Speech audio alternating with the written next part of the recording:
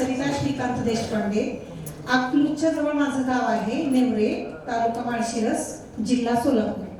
मला मगाशी थोडंसं जाधव सरांविषयी बोलायचं राहिलंच. जाधव सरांनी आम्हाला म्हणजे 10वीत असताना मुलगी झाली हो हे नाटक, त्या नाटकामध्ये मी भाग घेतला होता. खूप आवड, तेव्हापासून नाटकं करायची जरा सवय लागली आहे. पण माझं नाटक वाईट नाही हा, पण छान, सगळ्याला आनंद देणार आहे. मी 10-12वी पर्यंतच माझं शिक्षण झालं. पुढे माझं शिक्षण होऊ शकलं नाही, काही कारणास्तव लग्न झालं. माझं लग्न झालं पण खूप आनंद मिळाला मला, आणि मी सध्या आनंदातच आहे. परमार्थामध्ये मी माझी प्रगती थोडीफार करून घेतलेली आहे, फार काही नाहीये. विष्णू सहस्त्रनाम, अथर्वशीर्ष, आमचं छोटंसं गाव आहे पण आमचं भजनी मंडळ आहे.